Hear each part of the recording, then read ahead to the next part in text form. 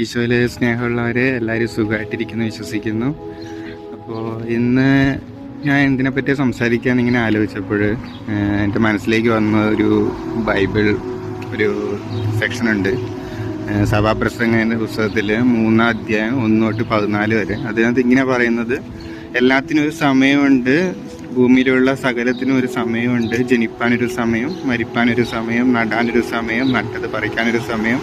അങ്ങനെ പറഞ്ഞിട്ടൊരു മനോഹരമായിട്ടുള്ള നമുക്ക് ഒരു പ്രതീക്ഷ നൽകുന്ന ഒരു മനോഹരമായിട്ടുള്ളൊരു ബൈബിൾ വാക്യമാണത്. അതിൻ്റെ അവസാനത്ത് ഇങ്ങനെ പറഞ്ഞു വെക്കുകയാണ്, കർത്താവിന് എല്ലാവരുടെയും മേലൊരു പദ്ധതിയുണ്ട്. അതിൽ നിന്നൊന്ന് കൂട്ടുവാനോ അല്ലെങ്കിൽ ഒന്ന് കുറയ്ക്കുവാനോ മനുഷ്യർക്ക് സാധിക്കില്ല എന്ന് പറയാണ്. അപ്പോൾ ഇതിനെപ്പറ്റി ചിന്തിക്കുമ്പോൾ ഞാൻ ആലോചിക്കുകയാണ്, നമുക്ക് എല്ലാവർക്കും ഭയങ്കര രീതിയിലുള്ള നിരാശയുടെ ഒരു കാലഘട്ടത്തിലൂടെ നമ്മൾ കടന്നു പോകുന്നു. നമുക്കെല്ലാവർക്കും പല മേഖലകളിൽ പല രീതിയിലുള്ള നിരാശകളാണ്.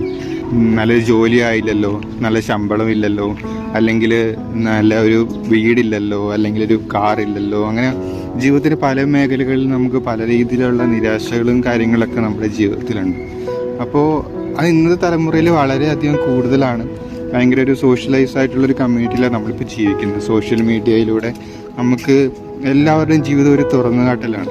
അവരുടെ സങ്കടമാകട്ടെ, സന്തോഷമാകട്ടെ, അവരുടെ സൗഭാഗ്യങ്ങളാകട്ടെ, എല്ലാം നമുക്ക് നമ്മുടെ ജീവിതമായിട്ട് നമ്മൾ കമ്പയർ ചെയ്ത് നോക്കിക്കാണുമ്പോൾ നമുക്ക് പല രീതിയിൽ പല മേഖലകളിലും നമുക്ക് നിരാശയാണ് അല്ലേ തോന്നുന്നത്.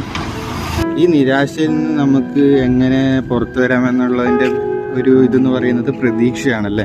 എല്ലാത്തിനും ഒരു സമയമുണ്ട്. അതാണ് വളരെ മനോഹരമായിട്ട് സഭാപ്രസംഗം 3-ാം അധ്യായത്തിൽ പറഞ്ഞു വയ്ക്കുന്നത്. കർത്താവ് നമ്മുടെ കൂടെയുണ്ട്. കർത്താവ് നമ്മുടെ കൂടെയുള്ളപ്പോൾ നമുക്ക് മറ്റൊന്നിനെ പറ്റി നിരാശപ്പെടേണ്ട കാര്യമോ അല്ലെങ്കിൽ ഭയപ്പെടേണ്ട കാര്യമോ ഒന്നുമില്ല. കർത്താവ് സമയത്തിൻ്റെ പൂർണ്ണതയിൽ നമ്മുടെ ജീവിതത്തിൽ നമുക്ക് ആവശ്യമായിട്ടുള്ള എല്ലാ കാര്യങ്ങളും ചെയ്തു തരും എന്നുള്ളൊരു വിശ്വാസം മാത്രമേ നമുക്ക് ആവശ്യമായിട്ട് വരുന്നുള്ളൂ.